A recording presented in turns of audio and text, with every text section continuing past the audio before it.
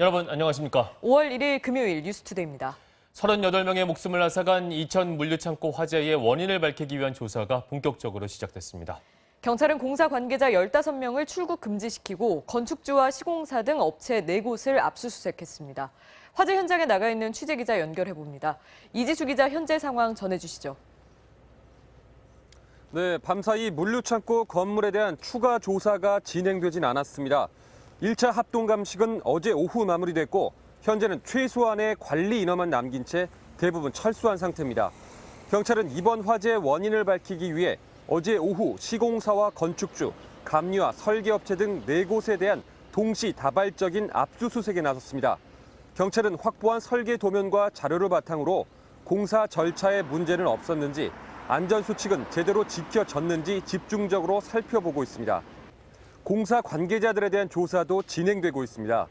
지금까지 공식적으로 총 28명의 관계자들이 조사를 받았고 이 가운데 핵심 관계자 15명은 긴급 출국 금지 조치됐습니다. 경찰은 이번 사고의 원인을 규명하기 위해 화재 당시 건물 각 층에서 어떤 작업이 이루어졌는지도 파악하고 있습니다. 네, 오늘 오전부터 2차 감식이 진행될 예정이라고요. 네, 어제와 마찬가지로 오늘 오전 10시 반 소방당국과 경찰 그리고 국과수 등 7개 기관 40여 명이 2차 정밀 감식을 진행할 예정입니다. 어제 6시간가량 진행된 합동 감식은 지하 1층과 지하 2층에서만 이루어졌습니다. 특히 불이 시작된 것으로 추정되는 지하 2층에서 주로 감식이 진행됐는데 불이 시작된 정확한 발화 시점을 찾아내지는 못했습니다. 오늘 합동 감식에서도 지하 2층을 중심으로 화재가 어디서 어떻게 시작됐는지 또 폭발은 어떻게 일어나는 것인지 집중 조사할 계획입니다. 화재 당시 지하 2층에서는 우레탄을 희석해 벽에 바르는 작업과 엘리베이터 설치 작업이 동시에 이루어졌다는 관계자들의 진술을 확보한 경찰은 이 같은 동시 작업이 화재의 직접적 원인인지에 대해서도 조사를 벌일 방침입니다. 지금까지 경기도 이천 물류창고 화재 현장에서 MBC 뉴스 이지수입니다. 전문가들은 이번 화재 역시 안전 불감증이 부른 인재일 가능성이 높은 것으로 보고 있습니다. 불이 난 건물은 화재와 폭발 대책이 미흡하다는 지적을 지난 2년 동안 6차례나 받아왔던 것으로 드러났습니다. 고은상 기자입니다. 불이 시작될 때 현장에서는 폭발음이 10여 차례 이어졌다는 게 목격자들의 일치된 증언입니다. 단순히 불이 난 것이 아니라 건물 안에 가득 찬 유증기로 인한 폭발이 이어졌던 겁니다. 제 뒤로 보시는 건물에서 가장 처참하게 불탄 곳이 바로 건물 지하입니다. 발화 지점으로 추정되는 건물 지하 2층은 냉장 창고로 쓰려던 곳이어서 단열재인 우레탄 관련 작업이 진행된 것으로 알려졌습니다. 보통 냉장 창고의 단열성을 높이기 위해서는 천장과 벽 등에 우레탄을 녹여 뿌리는 뿜칠이 진행됩니다. MBC가 확보한 물류창고 신축공사 개요에는 난연 우레탄을 쓴다고 되어 있지만 그건 우레탄이 다 뿌려져 굳었을 때 얘기입니다. 난연 우레탄이 불에 잘 안 붙는 건 맞는데 그거는 완전히 경화된 이후의 얘기예요. 경화되는 과정에서는 가스가 분출이 되거든요. 당연히 우레탄을 뿌릴 때는 불이 날 수 있는 작업은 중단돼야 하지만 화재 당시에는 건물 마감 공사들이 함께 진행됐을 가능성이 높습니다. 게다가 불이 난 건물은 화재 폭발 위험성 때문에 작년과 재작년 모두 6차례나 안전당국의 지적을 받은 것으로 드러났습니다.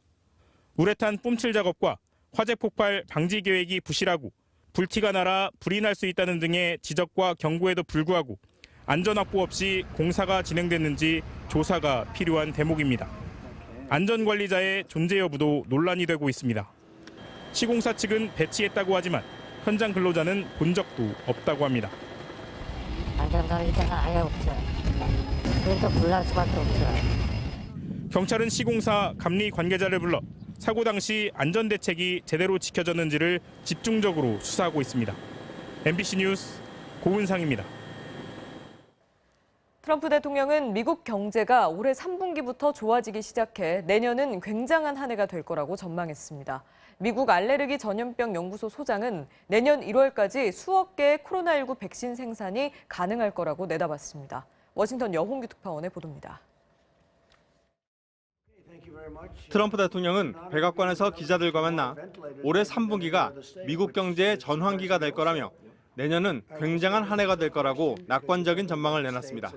I will say that I think next year is going to be a spectacular year in terms of growth, in terms of bringing our country back. 국립 알레르기 전염병 연구소의 앤서니 파우치 소장은 방송 인터뷰에서 1월까지 수억 개의 백신 개발이 가능하다고 생각하느냐는 질문에 그렇다고 답했습니다. 그러면서 목표는 안전하고 효과적인 백신을 개발해 1월 시간표를 맞추기 위해 빨리 생산을 확대하는 것이라고 말했습니다. 지금은 1단계인 임상시험의 초기 단계에 있다면서 다음 단계로 들어가면 백신의 안전성을 확인하기 위해 가능한 한 빨리 진행할 것이라고 말했습니다. 미국의 코로나19 사망자는 6만 명을 넘어선 가운데 뉴욕시에선 부패한 시신들이 대거 실려 있는 트럭들이 발견돼 경찰이 수사하고 있습니다. AP통신에 따르면 현지 시간 29일 뉴욕시 브루클린에 세워진 트럭에서 악취가 난다는 신고가 접수됐고 출동한 경찰은 이들 트럭 안에 부패한 시신들이 시신 보관용 가방 안에 담긴 채 쌓여 있는 것을 발견했습니다. 경찰은 이 트럭들이 한 장례식장에서 임대해 사용 중인 사실을 확인했고 약 59의 시신이 4대의 트럭에 보관돼 있었다고 AP통신은 전했습니다. And I've been seeing rider trucks, U-Haul trucks, the refrigerator truck there with people loading bodies on it constantly all day. 뉴욕타임스는 발견된 시신 중 몇 구가 코로나19와 관련이 있는지는 확인되지 않았다면서 다만 뉴욕시의 영안실과 장례식장들은 밀려드는 시신을 감당하지 못하는 실정이라고 전했습니다. 워싱턴에서 MBC 뉴스 여홍규입니다. 어제 확인된 코로나19 신규 확진자 4명은 모두 해외 유입 감염자였습니다. 72일 만에 국내에서 확진자가 발생하지 않은 건데요. 이제 방역당국은 7천여 명의 혈액 샘플을 확보를 해서 항체 형성 여부와 감염 경로를 파악하기로 했습니다. 김윤미 기자입니다. 국내 확진자 0명을 기록했지만 사회적 거리두기는 눈에 띄게 느슨해졌습니다. 고속도로는 연휴 나들이 차량으로 꽉 막혀 코로나 이전으로 돌아간 모습이었고 김포공항에선 2m 거리두기 방침이 무색할 만큼 다닥다닥부터 빼곡하게 줄을 서 있습니다. 마스크는 턱 밑으로 내리기 예사, 아예 쓰지 않은 사람도 많았습니다. 때문에 방역당국은 국내 확진자 0명이라는 기쁜 소식이 오히려 국민들의 심리적 긴장을 늦출까 걱정하는 모습이었습니다. 노력이 헛되지 않도록 조금 더 힘을 내 사회적 거리두기에 적극 참여해 주시기를. 이번 고비만 잘 넘긴다면 우리 방역은 국민 항체 지도를 그리는 단계로 올라갑니다. 국민건강영양조사에서 7천여 명의 혈액 샘플을 확보해 얼마나 많은 사람에게 항체가 형성됐는지, 감염 경로는 어떻게 되는지 파악하는 겁니다.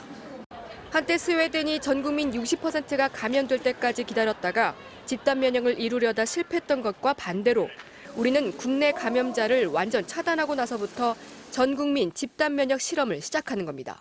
항체 형성을 확인하고 감염 경로도 파악되면 K-방역을 넘어 K-면역, 나아가 K-일상을 회복할 수 있다는 판단입니다.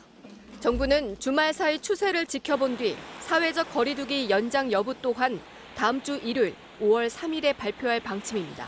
MBC 뉴스 김윤미입니다. 황금 연휴 첫날인 어제 전국의 관광지는 나들이를 즐기는 시민들로 하루 종일 붐볐습니다. 실내와 달리 탁 트인 야외에서는 마스크를 벗고 관광을 즐기는 사람들도 적지 않았습니다. 박성동 기자입니다. 제주의 대표적인 관광지인 성산 일출봉이 오랜만에 붐빕니다. 화사한 봄 날씨에 모처럼 만에 나선 가족 여행. 어른아이 할 것 없이 신난 모습입니다. 코로나 사태로 한동안 지금 휴가를 한 번도 못 나오고 오랜만에 정말 오랜만에 가족끼리 그다음에 이렇게 주위 이웃들하고 같이 이렇게 제주도까지 오게 됐습니다. 실내 관광지마다 마스크 착용은 필수, 발열 검사도 꼼꼼하게 이뤄집니다. 입장객 수를 절반 이상 줄이고 좌석에 앉을 땐 한 칸씩 거리 두기도 잊지 않습니다. 코로나 감염 위험이 있을 수도 있고 해서 하루에 총 4회 정도 공연이기 때문에 한 3,000명 정도를 계산을 해서 저희가 정원제를 3,000명으로 정하게 되었습니다. 하지만 탁 트인 야외에선 전혀 다른 풍경이 연출됩니다. 오랜만에 찍어보는 나들이 사진이 반가운지 마스크를 착용하지 않은 사람들이 곳곳에서 눈에 띕니다. 사람들이 몰리는 관광지나 음식점 주변에서도 사회적 거리 두기는 지켜지지 않습니다.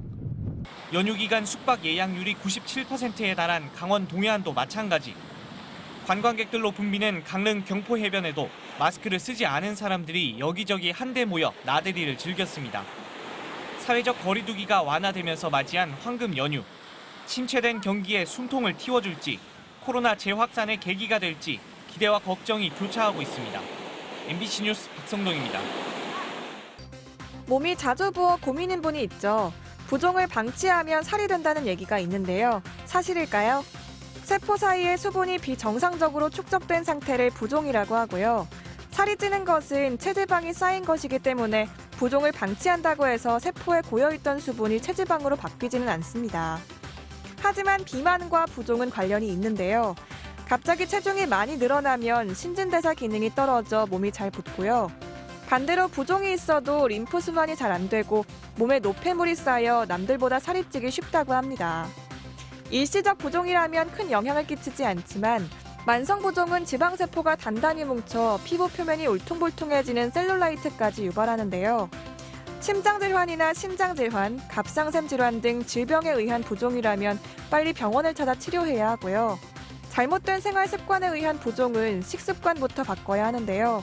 몸에 수분이 부족하면 몸이 부으니까요. 하루 1에서 2리터의 물을 마시고 탈수를 일으키는 커피와 짠 음식의 섭취를 줄여야 합니다. 만약 음식을 짜게 먹었다면 바나나처럼 칼륨이 풍부해 나트륨 배출을 돕는 식품을 드시기 바랍니다. 스마트 리빙이었습니다.